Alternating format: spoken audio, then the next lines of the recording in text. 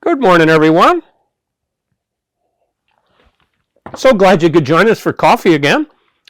I'm filming a little earlier this weekend because I'm heading to Pittsburgh for a parish mission.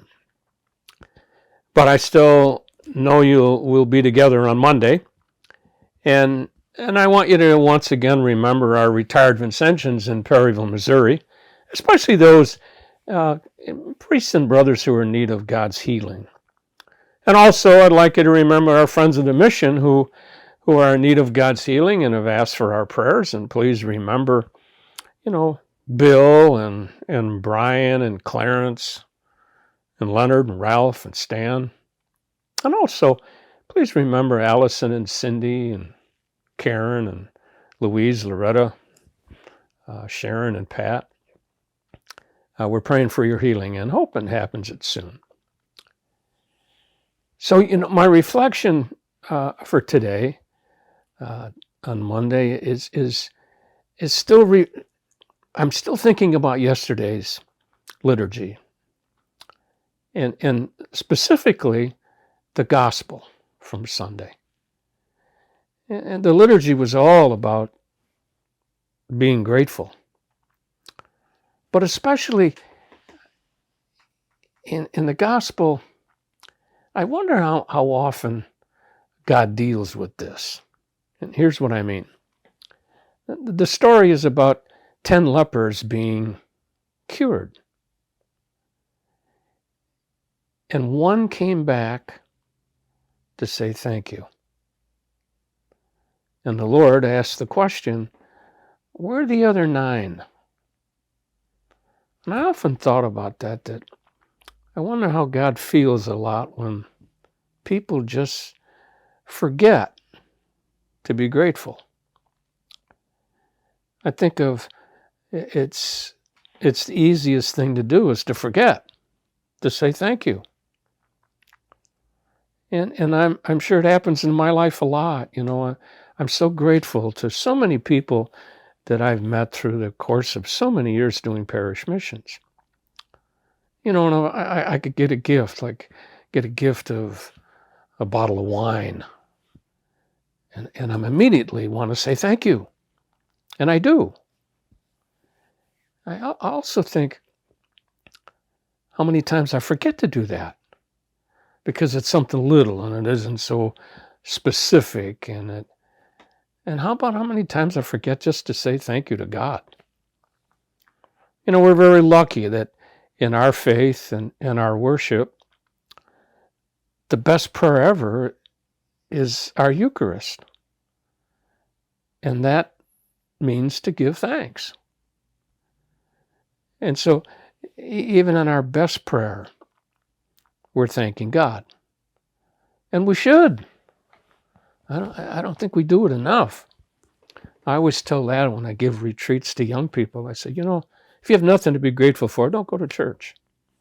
But boy, if you're able to run and kick a soccer ball or swing a baseball bat or shoot a basketball or catch a football, if you're able to just to sing and dance, a lot of people can't do that. And so show up at church and say thank you. And I guess my suggestion is that we just make sure that we don't forget to say thank you. In today's liturgy, Jesus talks about, people wanting a sign. And people ask me that. Or they'll say to me, God, I wish God would give me a sign. I need him to tell me. And I'm looking for that sign that he would give me to let me know I'm on the right track, or I should do this, or I should do that.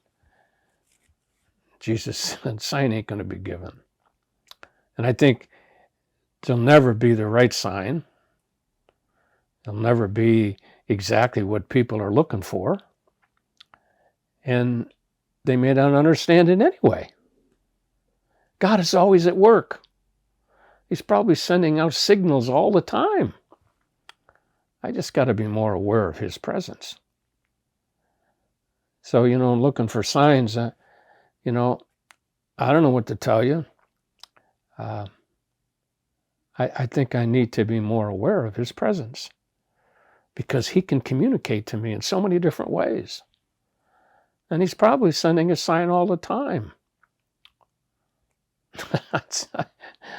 I was reading a story about the manager of this restaurant. He called one of the waitresses and he said, "You know what now? Today, I want you to wear your nicest uniform. Please fix your hair so it looks really beautiful. And have your makeup all neat. And have a big smile."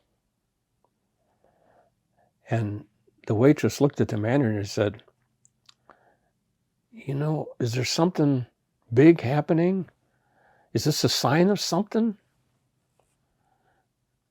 And he paused and he said, "No, today the beef's really tough." So the sign she would give is not what the people wanted to see or hear. Often in life, we don't get a sign. We don't know. And so I have to have trust in my God. I have to believe that he's there. And my prayer has to be that I will do what he wants.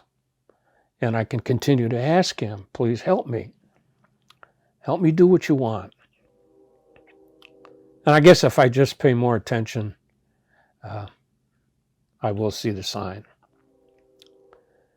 But surely, if I'm aware of his presence and I'm looking for a sign, I guess I'm going to be more grateful.